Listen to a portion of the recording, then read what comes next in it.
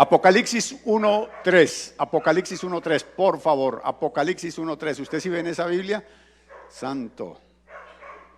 Chiquitica esa Biblia. Yo casi no veo en esta. Apocalipsis 1:3. Dice, bienaventurado. ¿Ya lo tenemos? Discúlpeme que voy de afán, pero tengo que aprovechar el tiempo.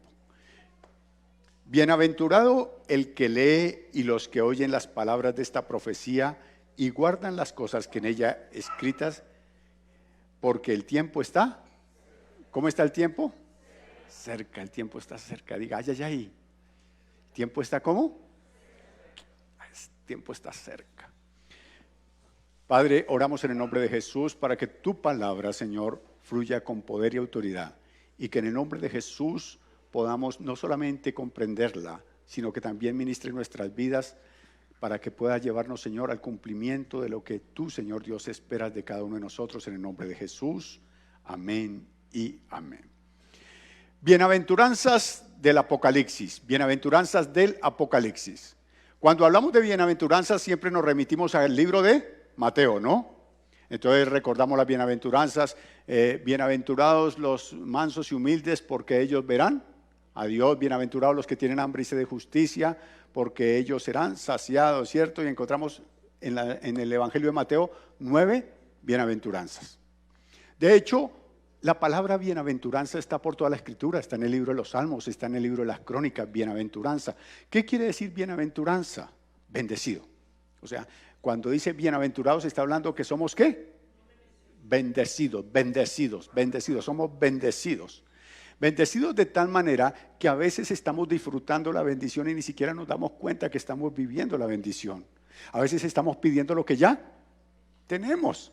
Señor, bendíceme. Ya eres bendecido. ¿Sabías eso? La Biblia dice en el libro de Efesios que fuimos bendecidos con toda bendición en los lugares celestiales junto con el Señor. ¿Ya somos qué? Bendecidos. Entonces, cuando pedimos, ¿qué es lo que pedimos? Pues que la bendición sea ampliándose, que la bendición sea llegando finalmente a lo que Dios ha propuesto hacer con cada uno de nosotros. Entonces, encontramos las bienaventuranzas en el Antiguo Testamento, en el Nuevo Testamento, en el Evangelio de Mateo, pero a veces nos sorprendemos cuando las encontramos en el libro de Apocalipsis. Porque pensamos que Apocalipsis es una tragedia, porque pensamos que Apocalipsis es algo que nos va a producir no sé qué cosas, y tenemos a veces ese temor de leer Apocalipsis. ¿Cuántos hicieron la tarea de hace 15 días de leer el libro de Apocalipsis? ¿Cómo les pareció? Brutal, dijo un hermano. ¿Señora? Interesante, dijo una hermana. Yo estoy traduciéndole aquí para los que no ven allá, para los que nos están. ¿Cómo le pareció el libro de Apocalipsis los que lo leyeron por primera vez? Bueno, ok. Entonces encontramos las bienaventuranzas en el libro de Apocalipsis. La palabra bienaventurado se traduce simplemente como feliz aquel. O sea, cuando dice bienaventurado está diciendo feliz aquel. Bienaventurado él, o sea, feliz aquel que. ¿Listo? Entonces vamos a hablar así, en esos términos. Feliz aquel que, o sea, es bienaventurado, bienaventurado. Y encontramos la primera aquí. En el capítulo 1, versículo 3, la explicamos hace 15 días, pero voy a ir rápidamente. Dice la palabra del Señor: bienaventurado el que lee y los que oyen las palabras de esta profecía. Para poder entender el contexto, en el Antiguo Testamento, el lugar donde se reunían los hebreos se llamaba sinagoga. Las sinagogas, existían las sinagogas. Y se reunían todo sabat, cada sabat, o sea, cada sábado, a leer las Escrituras. Ellos se reunían a leer las Escrituras y se levantaba un docto. Un docto era una persona letrada, una persona que supiera leer, que supiera escribir, porque eran escasos. El analfabetismo era algo muy, muy, muy particular. Entonces se levantaba un docto, tomaba el rollo de la Torá y lo exponía a la congregación y los otros estaban, ¿qué? Atentos escuchando la palabra. Esa era la costumbre, ¿cierto? Usted encuentra en el Evangelio de Mateo que el Señor Jesús entró un día de reposo, tomó el rollo y le pasaron el rollo de Isaías y empezó a leer Isaías. Y cuando terminó de leer dijo: hoy esta profecía se ha cumplido en mí. Esa era la costumbre. Para la época después de Jesús, entonces se leía la Torá, Se leían los escritos de Jesús, no habían evangelios, se leían los escritos de Jesús y se leían algunas de las cartas del apóstol Pablo que ya circulaban. Esto es información histórica. Pero aquí Juan, que escribe el Apocalipsis, está diciendo que este libro debe ingresar en la lectura que se hace semanalmente. Que no se puede obviar, que no se puede dejar allí como el último libro de la Escritura, ya dentro del canon, que no se puede dejar como un libro que está ahí, porque es el libro que lastimosamente menos se lee en las Escrituras. ¿Sabía usted? El Apocalipsis. Lo leen una vez y no lo vuelven ¿a qué? A leer. No se enseña. Yo les decía esta semana del libro de Romanos, es uno de los libros que menos enseña, Romanos y Apocalipsis. Entonces, encontramos que el apóstol dice que somos felices aquellos que podemos leerlo, porque todos lo tenemos hoy al alcance, y los que lo pueden ¿qué? Escuchar. Porque leer la palabra del Señor equivale a ¿qué? A escuchar la voz de Dios. Dijo alguien hace mucho tiempo, si no puedes escuchar a Dios, léelo. ¿No le parece sabio eso? Es que no he escuchado la voz de Dios, pues léelo, ahí lo tienes. Solamente tienes que tomar tu Biblia y leerlo. Entonces, somos bienaventurados por escuchar la palabra del Señor y por guardarla. Por guardar la palabra del Señor, que es someternos a la palabra. Dejar que nuestra vida finalmente sea subyugada por la palabra de Dios. Que Él se enseñoree de nosotros. Esa palabra es una bendición y el Salmo 119 hace referencia a todas las cosas hermosas que trae la palabra del Señor. Entonces, cuando se dice que la profecía de este libro no está hablando meramente de eventos futuros, está hablando de la voluntad de un Dios expresada por su mensajero Juan para todas las generaciones. Fue para los tiempos de Juan, fue para todas las épocas que han estado antes de nosotros, es para nosotros. Y si Cristo no viene, seguirá siendo ¿para quién? Para la otra generación. Somos bienaventurados. ¿Cómo quedaría entonces esa bienaventuranza? Feliz aquel que lea o escuche y se sujete a la palabra de Dios y que viva una vida continua de adoración porque se fortalece en la fe. Cuando escuchamos la palabra del Señor, ¿qué hacemos? Nos fortalecemos en la fe. Yo no sé si usted tiene eso, pero yo leo relatos de los que a mí me apasionan en el libro de los jueces. Perdón, en el libro de Josué, discúlpeme, en el libro de Josué, cuando Josué tiene tremenda batalla y le dice al sol, detente en Gabaón, luna en Ajalón. Pero qué loco Josué. Ni porque no hubiera ido a la primaria básica, viejo. Si ordena al sol que se detenga y a la luna que se detenga, va a haber una catástrofe universal, ¿o no? Pero Josué no piensa eso. Y Josué simplemente dice, sol detente en Gabaón y luna en Ajalón.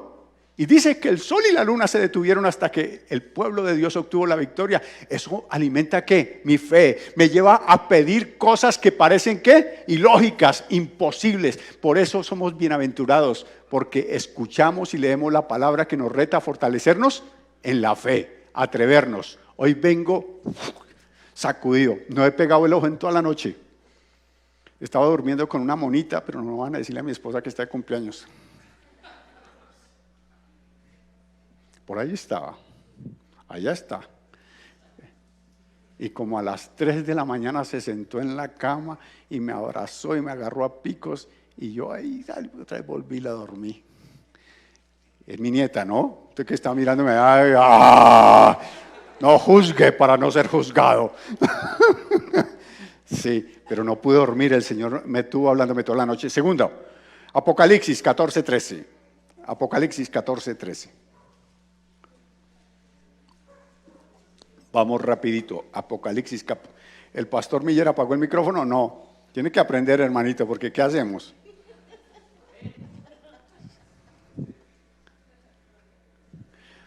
Apocalipsis 14, por favor. Yo lo vi a él, yo lo he dicho siempre, un día estaba orando y vi un auditorio muy grande y yo salí y dije, esta noche no voy a predicarles yo, y la iglesia... Dije, esta noche va a predicarles mi hijo. Y yo lo presenté. Dios me dio esa visión. Ahí, el hombre se hace el que no. El aplauso a Dios. El hombre se hace el que no, pero bueno. Apocalipsis 14:13 para no tener conflictos en el almuerzo. Oí una voz que desde el cielo me decía, escribe, bienaventurados de aquí en adelante los muertos que mueren en el Señor. ¿Los muertos que mueren en quién? Sí, dice el Espíritu, descansarán de sus trabajos porque sus obras con ellos siguen. Ojo con eso, ¿quiénes son bienaventurados? Los que mueren de aquí en adelante, desde el momento en que está hablando Juan, dice, de aquí en adelante, o sea, nos abarca ¿a quién? A nosotros. Los que mueren en el Señor, por favor, quiero hacer énfasis en esto. Los que mueren en el Señor no son los que vienen a la iglesia.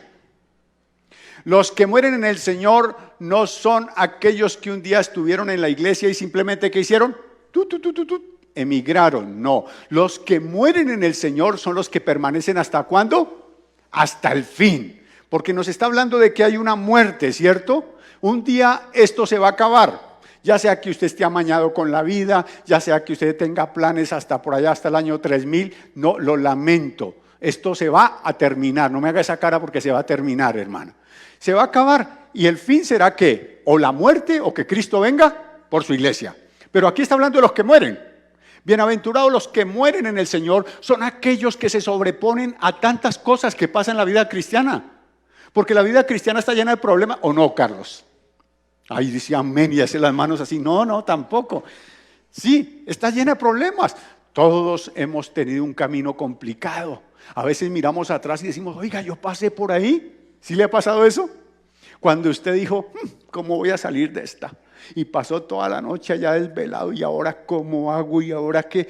Y de pronto lo superó y mira hacia atrás y dice, ¿yo pasé por ahí? Sí. Dios te pasó por ahí. Porque Dios es bueno. Pasaste por ahí, lo superaste, lo viviste. ¿Y ahora qué haces? Prevaleces en la fe. Porque sabes que esto un día se va a cerrar, un día se va a acabar. Y lo importante no es solamente cómo vivimos, sino realmente que podamos alcanzar, como dijo el apóstol Pablo, la meta que Dios nos ha propuesto, que es la eternidad. Morir en el Señor. Morir en el Señor. Morir en el Señor es que nosotros rindamos nuestro corazón a Él hasta el final. Pablo dijo en el libro de Romanos, ¿quién nos separará del amor de Dios? ¿Quién nos separará? Nada, dice, ni ángeles, ni principados, ni potestades, ni lo de arriba, ni lo de abajo, ni lo que... Nada nos separará del amor de Dios que es en Cristo Jesús, Señor. Entonces, son esas personas felices. Es feliz aquel que muere en el Señor. Pero no solamente muere en el Señor, sino descansarán de sus trabajos porque sus obras con ellos siguen. Suena como, descansarán de sus trabajos, pero sus obras con ellos siguen. Suena como que no entiendo, ¿no? Y si uno lo lee así de buenas a primeras, no lo entiende. Descansarán de sus trabajos, que descansaremos de nuestras labores aquí. Pero nuestras obras irán delante del Señor. Porque el hecho de que seamos salvos no nos descalifica de que tenemos que dar cuentas a Dios. Sí, somos salvos, pero vamos a tener que responder por lo que hicimos en nuestra vida. En la primera carta a los Corintios, capítulo 3, lo leen en casa, dice que nuestras obras serán pasadas por fuego, que todo lo que hicimos será pasado por fuego. Y algunas obras arderán como leña, otras como hojarasca y serán ¿qué? Quemadas, pero otras prevalecerán, otras permanecerán. Esas obras, la palabra del Señor dice, por sus frutos los conoceréis. No fuimos llamados solamente a venir a una iglesia, no fuimos llamados solamente a ser hijos de Dios, aleluya, y a gozarnos en un culto, no. Fuimos llamados a producir y nosotros tenemos talentos, usted tiene talentos, cosas que Dios ha colocado en usted y el día que se muera, usted va a decir, gloria al Señor, ahora conozco al Rey cara a cara, pero va a tener que dar cuenta por las cosas que hizo o por las que dejó de hacer. Ay, pastor, no me dé sustico. Pues sí, yo prefiero que le dé sustico. La parábola de los talentos. ¿Qué dice la parábola de los talentos? La parábola de los talentos dice que a uno le dio 5, a otro le dio 2 y a otro le dio 1, ¿cierto? ¿Y qué hizo el señor que le dio los talentos? Después lo llamó, venga papá, ¿qué hizo con lo que le di? No, pues yo sí bien, a mí me fue bien. Y el que enterró los talentos dijo, ay Señor, yo sabía que eras hombre recio, fuerte, ¿qué tal? Y póngale peros, así como gente de otras congregaciones, por rajar de alguno de los hermanos, gente de otras congregaciones que, hermano, ¿y por qué no sirve? No, porque es que el trabajo no me deja, lo que pasa es que estoy cuidando a los niños, lo que pasa es que estoy en la carrera, lo que pasa es que finalmente un día vamos a ir delante del Señor y a Él no le vamos a poder decir lo que pasa es que, porque Él sabe todas las cosas. Entonces dice, bienaventurados los que mueren en el Señor y descansan de su trabajo, pero sus obras generarán algo en la eternidad. En la eternidad hay recompensa, muchachos. En la eternidad hay recompensa, por supuesto que sí. Mire lo que dice la palabra del Señor en Apocalipsis 22:12. Apocalipsis 22:12.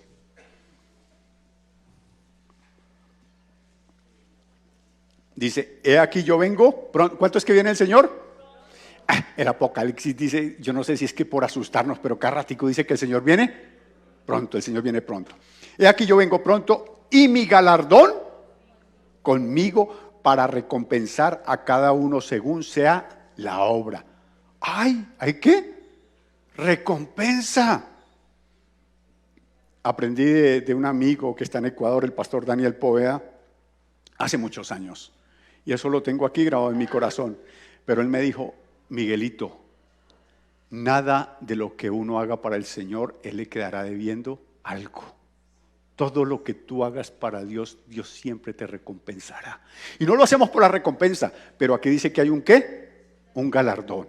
Y cuando lleguemos a la eternidad hay coronas. Se las voy a mencionar, pero no las voy a explicar. Tal vez hoy en otro tiempo los explique. Pablo habla de la corona incorruptible, de la corona de regocijo, de la corona de justicia, la corona incorruptible de gloria y la corona de la vida. 5 coronas habla Pablo en sus cartas. ¿Para quién son? ¿Para quién? Nosotros no me hagas sindicatos en la iglesia, está prohibido hacer sindicatos en la iglesia. ¿Para quién son las coronas? Para mí, para mí. O sea, usted puede decir, sí, pero si ella no quiere, ¿para quién es la corona? Para mí, es una cuestión individual como la salvación. Esa corona está reservada para nosotros. O sea, Él viene y viene pronto con su galardón para recompensar a cada uno.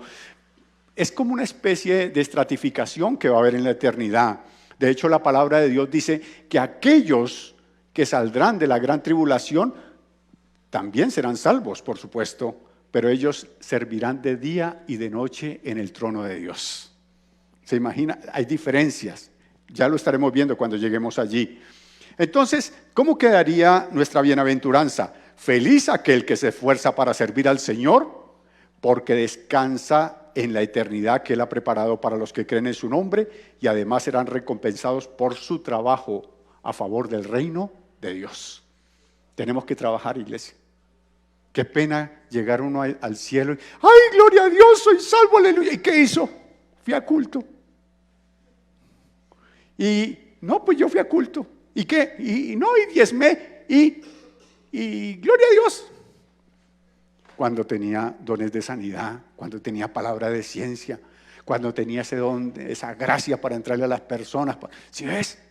Y no estamos trabajando. Mejor sigo a la 3 porque ya por allí empiezan a mirarlo a uno así. Apocalipsis 16:15. Apocalipsis 16:15. Recuerde que hoy estamos en una contrarreloj de palabra. Apocalipsis 16:15. He aquí, yo vengo como... ¿Qué es lo que dice el Señor? ¿Cómo va a decir eso?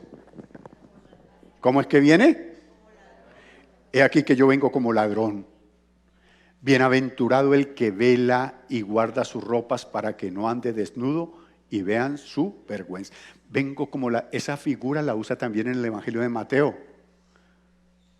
En Mateo 24 viene como ladrón en la noche, ¿no? Y dice que si el dueño de casa, el padre de familia, supiera a qué horas va a venir el ladrón, pues estaría pilas, ¿no? Entonces el ladrón le dice, pilas que voy a pasar a las 3 de la mañana. Usted coloca su celular a las 2:30 para estar detrás de la puerta con el garrote. Porque ¿a qué horas pasa el ladrón? A las 3, a no ser que sea por ahí incumplido. Pase a las 3:10, que se quedó lavando los dientes o alguna cosa, ¿no? Digo por algunas personas, ¿no? Entonces, vamos a esperar al ladrón porque el ladrón pasa a tal hora. No, vengo como ladrón, es que a cualquier momento me le aparezco. No importa si sea de día o si sea de noche, finalmente Él viene. Él viene. Cuando menos lo esperemos. Y si viene cuando menos lo esperemos, ¿qué tenemos que hacer nosotros? Velar. Bienaventurado el que vela. Velar es procurar estar preparados con la maleta lista. Oiga, yo tengo, bueno, no sé, algo. Cuando yo voy a viajar, yo dejo mi maleta lista la noche anterior. ¿A usted le pasa o no le pasa? Bueno, espero que le pase a la mayoría. Hay gente que no. Hay gente que cuando va a salir empieza, ¿qué he hecho? ¿Sí? ¿Qué he hecho? ¿Qué? Y cuando llega al hotel o al lugar se me quedaron los calzoncillos. No traje las chancletas. ¿Sí? ¿Por qué? Porque no tienen preparado. Y el Señor dice en la palabra velar, estén preparados. Haga su maleta con anticipación. Porque a cualquier momento viene por su iglesia y ¿qué vamos a hacer? Nos quedamos. Ay, pero ¿será que hay repechaje? No. ¿Se quedó? Se quedó. Entonces el Señor dice, velen porque yo vengo como ladrón. Además habla de las ropas. Y guarda sus ropas para que no ande desnudo y vean su vergüenza. Antes de ir a lo de las ropas, quiero leerle 1 Tesalonicenses 4:17. La primera carta a los tesalonicenses habla del rapto. Y no puedo dejar esa cita así porque me parece muy importante. Dice, luego nosotros, los que vivimos, los que hayamos quedado, seremos arrebatados juntamente con ellos en las nubes para recibir al Señor en el aire y así estaremos siempre con el Señor. ¿Está hablando de qué? El rapto de la iglesia. ¿Cuándo será nuestro día?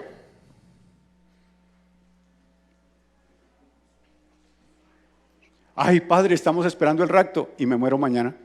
¿Cuándo es mi día? Mañana, ¿no? Y el rapto, pues se lo perdió, maestro. La muerte es así, la muerte no avisa, ¿no? Viene también como ¿qué? Como ladrón, la muerte también viene. Esta mañana envié el mensaje, la palabra de Dios dice, y yo casi nunca leo el WhatsApp después de que envío el mensaje, pero esta mañana sentí, yo estaba en el segundo piso dando de comer a los peces y dije, voy a bajar a contestar, y bajé y abrí el WhatsApp, y efectivamente un hermano, no sé si nos está viendo porque no se congrega con nosotros, pastor, ayúdeme a orar porque un sobrino murió en un accidente de tránsito. Y estaba vivo y seguramente pensaban, quién sabe qué cosas tenía. Así es la muerte, ¿no? Llega cuando menos pensamos. Y el Señor dice, concientícese en que ustedes no van a estar para aquí toda la vida, ¿no? O como dijo el salmista, nadie es eterno en el mundo. ¿Saben Biblia? Me asombra. Más de uno amén, hermano. ¿Sí? A cualquier momento vamos a partir. A cualquier momento nos vamos. Y el Señor dice, velen. Ahora, paso a lo de las vestiduras. Las vestiduras es un asunto que se trata desde el Génesis hasta el Apocalipsis y lo voy a explicar más adelante porque hay otra bienaventuranza que trata de esto. Las vestiduras tienen que ver exactamente con mi pecado. Cuando Adán y Eva fallaron, lo primero que se dieron cuenta es que estaban, y antes no estaban desnudos, siempre estuvieron. Lo que pasa es que el pecado nos deja expuestos en vergüenza delante del Señor. Entonces, cuando la palabra del Señor dice acerca de las vestiduras, pero a ver, ¿qué pasó?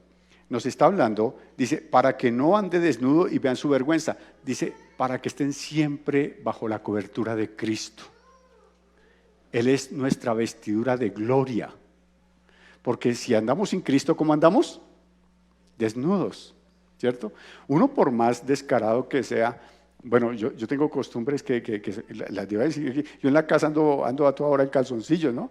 Eso es una costumbre de mía que tengo en la casa, mis nueras saben y todo, yo me la paso así, pero yo no saldría a abrir la puerta de la calle así, ¿o sí? Timbraron, ay, ¿qué hubo, vecina? Ay, perdón. No. ¿Causa qué? El Señor dice, cuando yo venga, no quiero encontrarlo en peloto. Quiero encontrarlo revestido de Cristo. Entonces, velen, porque vengo como ladrón a cualquier momento y quiero encontrarlo con la maleta lista y vestido para la ocasión. ¡Wow! ¿Cómo queda la bienaventuranza? La bienaventuranza queda de la siguiente manera. A ver, ya. Feliz aquel que cuando Cristo venga por su iglesia partirá con él. ¿Somos qué? Felices porque nos iremos con el Señor. Apocalipsis 19:9. Apocalipsis 19:9. Tenemos maratón de Apocalipsis, recuerde. Apocalipsis 19:9. Como esa es la palabra de moda para ver Netflix, ¿no? Maratón de no sé qué, maratón, ¿sí?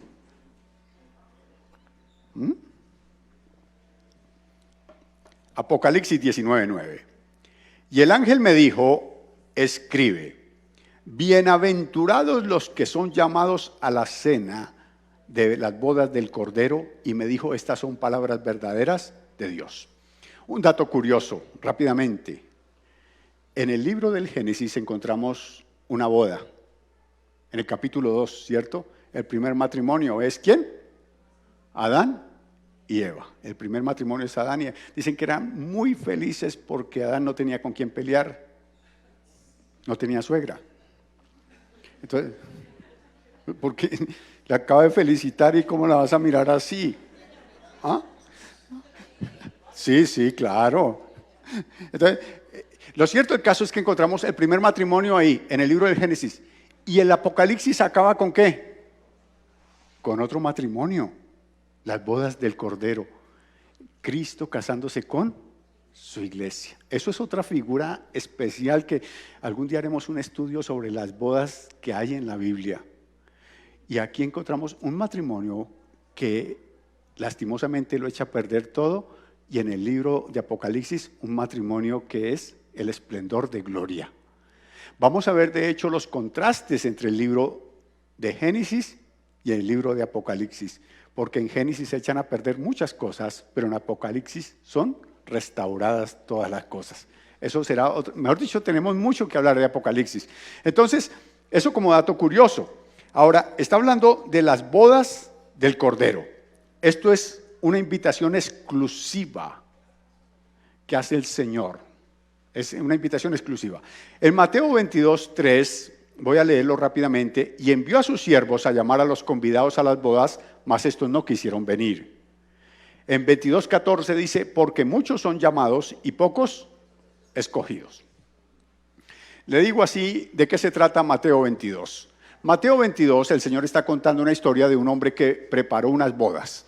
Y las bodas de los judíos no eran como las bodas de nosotros, y menos las de ahora que lo invitan a uno, eche su sobre, tome su ponqué, su comida y hasta luego, ¿no? Ahora lo sacan uno así rapidito. Claro, ¿qué más va a hacer uno, no? Y hasta luego. No, las bodas de los judíos eran eventos de 7 días. Diga, gracias a Dios me casé en este tiempo. ¿Usted qué dice? Es que estoy mirando a ver cómo me caso. Eran 7 días de festejo, y en esos 7 días los anfitriones tenían que darles posada, comida y chupe. Eran 7 días donde vivían tomando vino. ¿Recuerda en Juan capítulo 2, las bodas de Canaán? ¿Cuál es el afán de María, la madre de Jesús? Se les acabó el vino.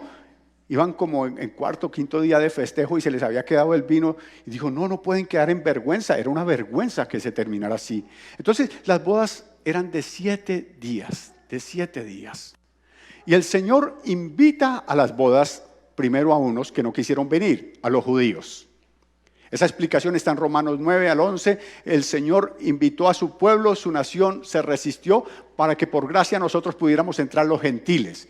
Entonces, como los primeros convidados no pudieron llegar, dijo, vaya, inviten a cojos, a mancos, bueno, a Raimundo, y a todo, bueno, no dice así, pero inviten a todo el que se encuentren para que venga a las bodas.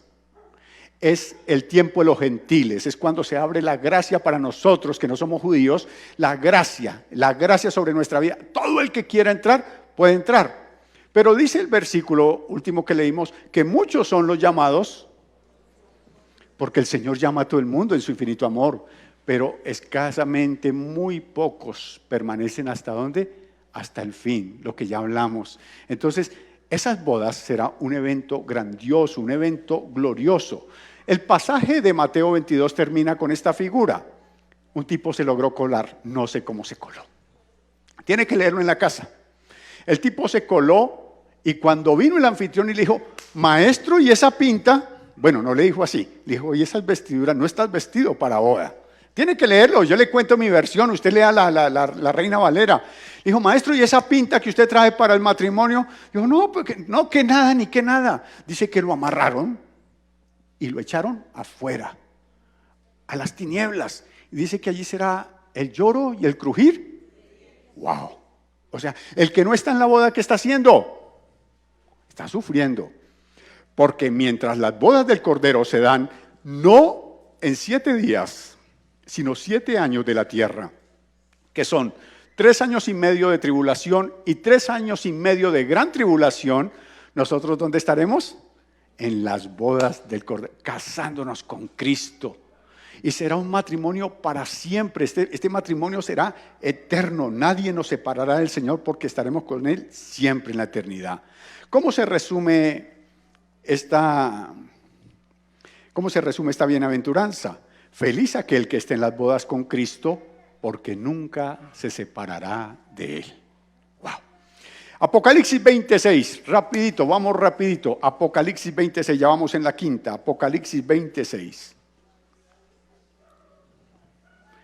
Bienaventurado y santo el que tiene parte en la primera resurrección.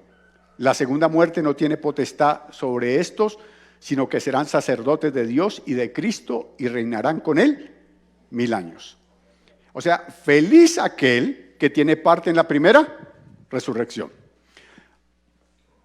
Todos los seres humanos venimos ¿de dónde?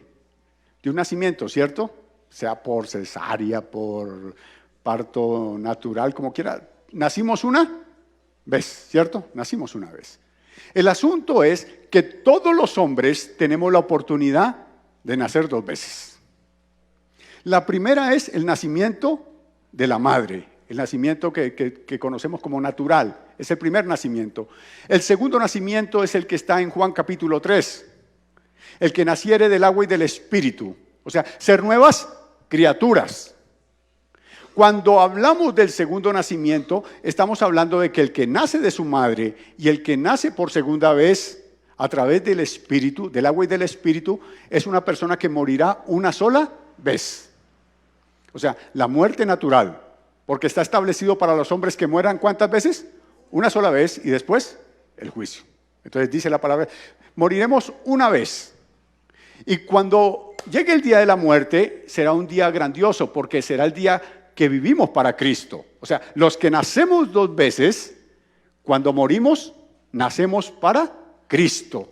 Somos revividos en Él para nunca más separarnos de Él. Pero está la otra cara, y es que los que nacen una sola vez, de parto natural, o de lo que sea, que nacen de su madre más bien, los que nacen de su madre, ellos llegará el día que también venga la muerte. Pero cuando mueran, por no ser salvos, por no haber reconocido a Jesús, irán a un lugar de tormento hasta que llegue el juicio final. Cuando llegue el día del juicio, entonces ellos se levantarán y escucharán los cargos que hará el Señor contra ellos. Y ahora serán arrojados a un infierno que Dios no preparó para ellos. Un infierno que Dios preparó para Satanás y sus ángeles. Pero por no haber aceptado la misericordia de Dios, que es a través del sacrificio de nuestro Señor, ellos irán a condenación, y eso es lo que se conoce como la segunda muerte. Entonces ellos nacerán una vez y morirán 2 veces. Nosotros nacemos 2 veces y morimos. ¿Está claro? Entonces, teniéndolo claro, vamos a leer lo que dice la palabra. Bienaventurado y santo el que tiene parte en la primera resurrección. La segunda muerte no tiene potestad sobre estos, sino que serán sacerdotes de Dios y de Cristo, y reinarán con Él.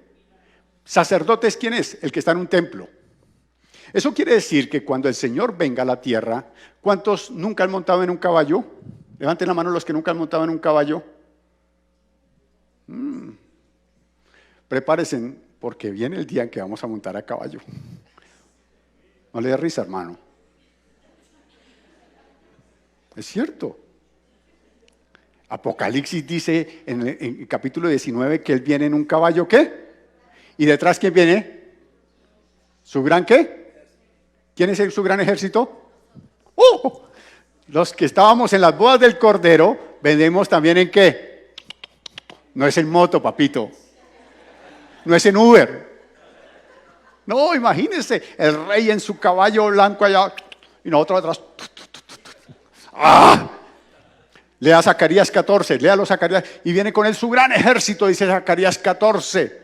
Entonces el Señor vendrá a establecer su reino milenial y con él todos sus santos que somos nosotros. Y Él viene a caballo, no nos va a dejar a pie, nos deja botados, no. Venimos todos ahí y establecerá su trono en el nuevo templo que está en Ezequiel 38, 39, 40 y ahí estaremos nosotros con el Señor. Por eso seremos sus sacerdotes. ¿Cómo queda la bienaventuranza? A ver, ¿cómo queda la bienaventuranza? Feliz aquel que acepta la obra del Espíritu Santo para nacer de nuevo, porque cuando Cristo vuelva, vendrán con Él para vivir en su santuario por toda la eternidad. Bueno, yo estoy emocionado. Apocalipsis 22:7. Apocalipsis 22:7.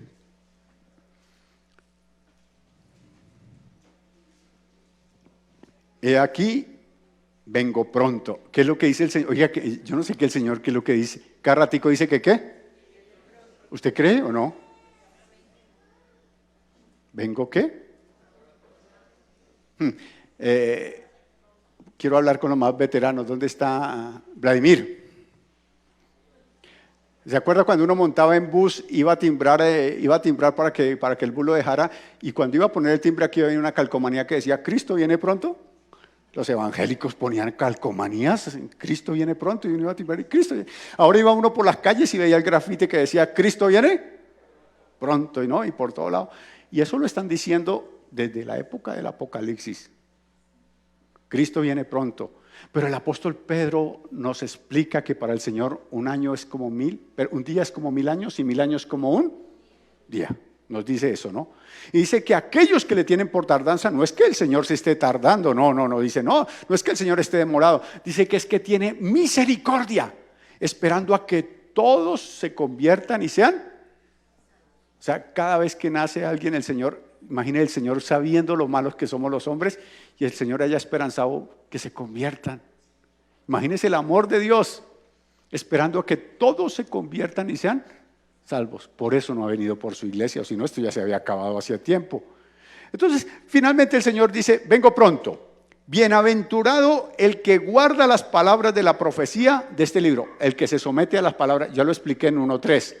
¿Quién es bienaventurado? Aquel que se somete a Dios y procura con todo su corazón obedecer lo que demanda el Señor a través de la palabra.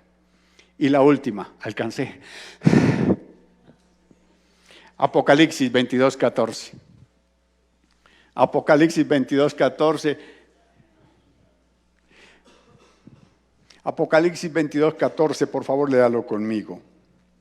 Bienaventurados los que lavan sus ropas, no los que lavan ropas, ¿no? Ay, sí, yo soy bienaventurado porque ya la lavadora. No. Bienaventurados los que lavan sus ropas para tener derecho al árbol de la vida y para entrar por las puertas de la ciudad. Volvemos al Génesis, volvemos al libro del Génesis. Entonces encontramos en el libro del Génesis a Adán y Eva en un estado bastante lamentable. Están pasando vergüenza porque se han dado cuenta que están. Y el Señor le pregunta, ¿y a ustedes quién les enseñó que estaban desnudos? O sea, ¿de dónde aprendieron eso?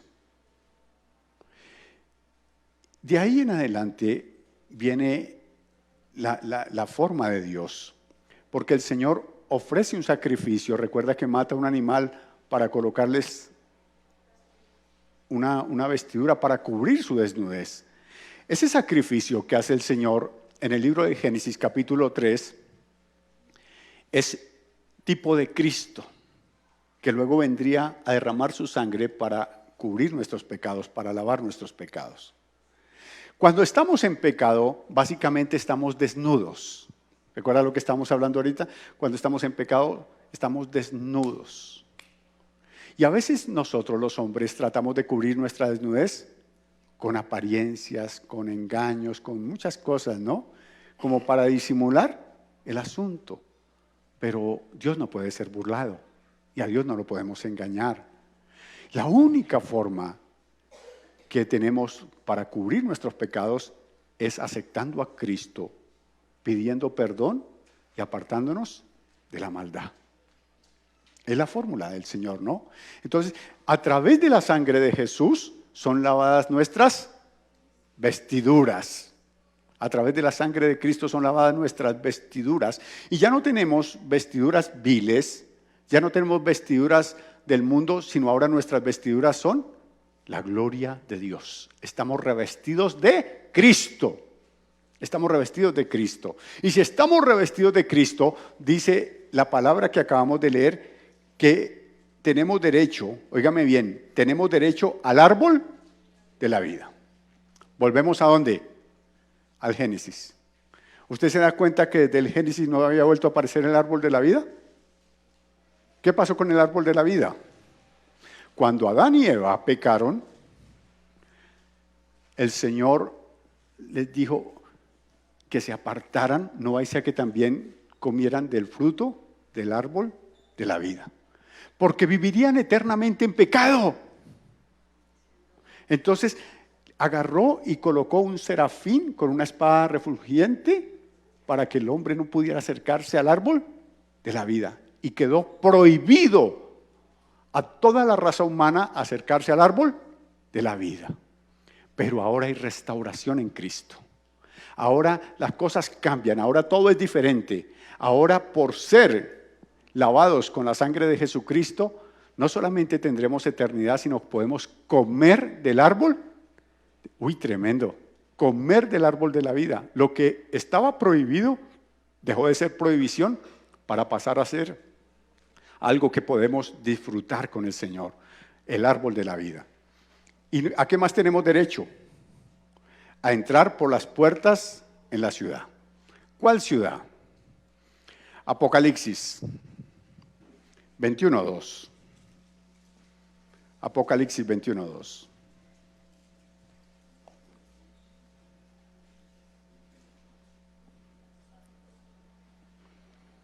Y yo, Juan, vi la santa ciudad, la nueva Jerusalén, descender del cielo de Dios, dispuesta como una esposa ataviada para su marido. La santa ciudad. Tiene que leer todo el capítulo 21 para que vea, ahí están las medidas. Mejor dicho, es una ciudad tremenda. Los cimientos son piedras preciosas. Los cimientos son 12 cimientos y son los nombres de los 12 apóstoles, así que los que están ahora no sé dónde van a calar, porque no, eso dice solamente que serán los 12 apóstoles, los de ahora no sé dónde irán a calar ahí en el templo, pero léanlo en la casa. Lo cierto del caso es que imaginen que esa ciudad tendrá calles de oro y mar de cristal. ¿Lo ha escuchado? Por esas calles yo voy a caminar, calles de oro. ¿Qué se va a saber eso, hermano? Tienen que aprenderlo. Esos coros vivifican, hermano, esos coros traen fuerza en la fe, ¿sí? Dice, por esas calles yo voy a caminar, calles de oro, mar de cristal. Empieza así. Oh Jerusalén, qué bonita eres, calles de oro, mar de cristal. Oh Jerusalén, qué bonita eres, calles de oro, mar de cristal. Por esas calles yo voy a caminar, calles de oro, mar de cristal. Por esas calles yo voy a caminar, calles de oro, mar de cristal. ¡Ah, qué bonito!, ¿no? ¡Qué bueno! ¿Para quién es eso? Dice, y vi descender la santa ciudad. Viene de la patria, viene de lo alto, esa ciudad gloriosa. Tiene que leerlo, por favor, léalo, léalo. Ustedes los que leyeron Apocalipsis, denle la repasadita. Y bajará a la santa ciudad. ¿Y sabe quiénes tendrán derecho de estar allí? ¿Qué era lo que estábamos cantando? Nosotros, los que lavamos nuestras ropas en la sangre del Cordero. Tendremos derecho a disfrutar del árbol de la vida y de la santa ciudad. Ahora es que usted diga, cuando se muera, écheme en un puntero y una maceta. A llevarse un pedazo de pavimento. No, ya no necesitaremos absolutamente nada de eso. No. Entonces, bienaventurados, sí. Dice, feliz aquel que le fueron perdonados sus pecados por medio de la fe en el Señor Jesús, porque podrá comer del árbol de la vida y venir cuando quiera a la santa ciudad de Dios. Son las bienaventuranzas en el libro de Apocalipsis. Uy, lo comprimí, pero lo logré sacar. Milagro milético hice hoy. Entonces, tengamos en cuenta todo esto. Es un panorama de bendición que está desde Apocalipsis 1 hasta Apocalipsis 22. ¿Sí se da cuenta que no es un libro trágico? Es todo un panorama de bendición. Hay que encontrarle la forma, hay que encontrarle la manera para que podamos realmente disfrutar de todo esto. ¿Y para quién está reservado? Para la iglesia, para usted, para mí, para los que somos hijos de Dios. Incline su cabeza, por favor, vamos a orar.